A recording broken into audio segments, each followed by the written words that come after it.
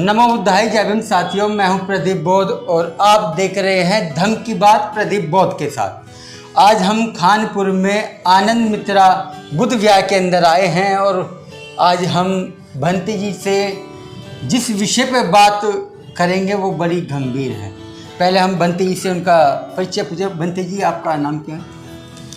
नमो बुद्धाय जय भीम। आपका धन्यवाद करते हैं, आप मेरे बुद्ध विहार पे आए हैं। मेरा नाम है भंते वप्पो। मेरे जो गुरुजी हैं डी सोमरत श्रीलंका से, और इस आनंद मित्रा बुद्ध विहार खानपुर में लगभग 3-4 साल से रह रहा हूँ। भंते जी, ऐसे काफ़ी लोग हैं वो अपने आप को बुद्धिस्ट कहते हैं मगर वो मांस का सेवन करते हैं। तो आप हमें इस बारे में बताएं और हमें ये चीज़ बताएं कि बुद्ध का महापरिनिर्वाण क्यों हुआ, उसका कारण क्या था। हम पहले सभी के लिए मंगल कामना करते हैं, सभी सुखी रहें, बुद्ध धम्म का आशीर्वाद बना रहे, संघ का आशीर्वाद बना रहे, और साथ में जितने महापुरुष हुए उनका आशीर्वाद आप सभी लोगों पर बना रहे। तो ये प्रश्न किया है, ये बहुत अच्छा प्रश्न है कि जो बौद्ध लोग हैं वो मांस क्यों खाते हैं। क्योंकि बहुत से लोगों का ये मानना है कि मांस खाना पाप कर्म है, अकुशल है। एक दिन क्या हुआ कि जब तथागत को ज्ञान प्राप्त हो गया, ज्ञान प्राप्ति के बाद काफ़ी समय के बाद उनसे ये प्रश्न किया गया कि ये आमगंध या मांस खाना पाप कर्म है।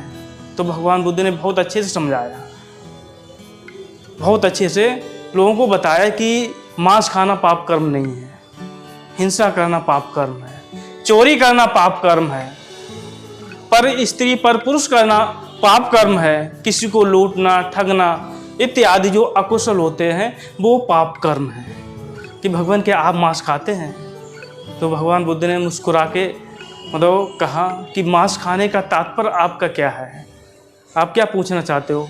कि हमारा ऐसा मानना है कि मांस खाना पाप कर्म है। तब बुद्ध ने आमगंध जो है सूत्र दिया है, जिसे हम लोग उपदेश कहते हैं। क्योंकि बुद्ध जो है उस समय जन भाषा होती थी, पाली भाषा में उपदेश दिया करते थे। तो उन्होंने उसी में ये बताया है कि किसी की हिंसा करना, किसी की चोरी करना, दुराचार करना, झूठ बोलना और किसी को ठगना, इसके बाद लोभ करना, द्वेष करना, मोह करना, राग करना इत्यादि जो अकुशल होते हैं ये पाप कर्म है, ना कि मांस खाना पाप कर्म है। जैसे कि वर्तमान में हम देख सकते हैं कुछ कंट्रियां ऐसी हैं जहां पर मांस मछली इत्यादि खूब खाते हैं, जैसे श्रीलंका है, थाईलैंड है, बर्मा है, आप जापान भी है, चीन भी है। इधर जो है सारे देश जो है खूब मांस मछलियां खाते हैं। लेकिन अगर पाप कर्म होता तो उन्हें तो बहुत ज़्यादा पाप लगना चाहिए था। लेकिन उनका ये मानना है कि हिंसा नहीं करनी है। लेकिन जैसे भारतवर्ष में है, ये कहते हैं कि अगर हम मांस मछली नहीं खाएंगे तो कोई हिंसा नहीं करेगा। लेकिन ऐसा नहीं है। अगर कोई बंद एक कर देता है, 2 कर देता है, तब भी जो मांस बेचते हैं वो मारेंगे। लेकिन यह है कि जो बौद्ध हैं, जैसी परिस्थिति है वहाँ पर वैसे रहना चाहिए। अब चीन है, थाईलैंड है, वहाँ पर मांस मछली का भोजन बहुत अत्यधिक है, चावल भी है। तो क्या है कि वहाँ पर ऐसा वातावरण है, अगर वो नहीं खाएंगे तो वो बीमार इत्यादि जो है ज़्यादा मतलब रोगी हो जाएंगे और बहुत कष्ट होगा। लेकिन जो भारतवर्ष है यहाँ पर मौसम अलग अलग होते हैं, जिसे 4 मौसम कहते हैं। एक बारिश का, सर्दी का, गर्मी का, और चौथा जो है जिसे हम बसंत बोलते हैं। हाँ, जो जैसे फूल वगैरह खिलते हैं इत्यादि जो होते हैं। हर दो जैसे मौसम ख़त्म होने के 1 महीना के लिए ये मौसम रहता है, बहुत अच्छा मौसम रहता है ये। तो लेकिन यहाँ पर हर चीज़ है, यहाँ शाकाहारी भोजन भी है और बहुत सारी चीज़ें हैं। लेकिन यहाँ पर जो बौद्ध लोग हैं उन्हें तो मांस नहीं खाना चाहिए। और क्योंकि अगर मांस खाओगे तो लोग तुलना करेंगे एक दूसरे और हम लोगों को क्या फ़र्क है, क्योंकि हम लोगों को कुछ ना कुछ फ़र्क दिखाना है।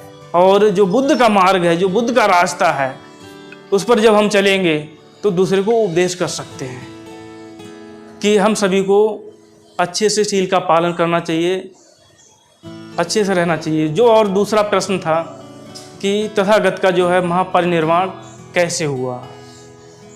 जब वो तथागत की महापरिनिर्वाण की कहानी पढ़ते हैं तो उन्होंने 3 महीने ही पहले घोषणा कर दी थी कि मेरा महापरिनिर्वाण जो ये बैसाखी पूर्णिमा जो आती है, उस दिन कुशीनगर में साल वृक्षों के नीचे वहाँ पर मेरा महापरिनिर्वाण होगा, मैं अपना शरीर जो है छोड़ूंगा। इसके बाद जब वो चल देते हैं, कुशीनगर पहुँचने से पहले चुन्न ने अपने यहाँ भगवान बुद्ध को भोजन कराया तो उसने सूकर माधव नाम का जो भोजन था, जो सब्जी थी, जिसे जो मांसाहारी लोग हैं उसे सूअर का मांस बोलते हैं, लेकिन वो असली में जो है सूअर का मांस नहीं था। वो जो है एक तरह की मशरूम थी जो बहुत गरिष्ठ थी, जो जंगल में पाई जाती है। तो उसको चुंद ने तो दिया था भगवान बुद्ध को। जैसे कि आज वर्तमान में हम जो लेडी फिंगर, जिसको भिंडी बोलते हैं, उसको इंग्लिश में लेडी फिंगर कहा जाता है। तो क्या हम या जो भिंडी खाते हैं तो अगर वो इंग्लिश में कहें मैं लेडी फिंगर खा रहा हूँ, क्या वो लेडीज़ की जो है अंगुलियाँ खा रहे हैं? नहीं ना।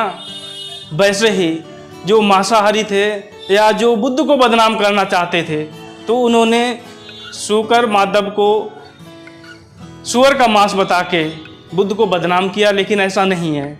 उन्होंने जो है मशरूम, चुंद ने जो है मशरूम दी थी भगवान बुद्ध को, तो उसी मशरूम को ग्रहण किया था। इसके बाद जो है वो बहुत गरिष्ठ थी, जो तथागत उसको पचा नहीं पाए और उन्हें फिर दस्त लग गए।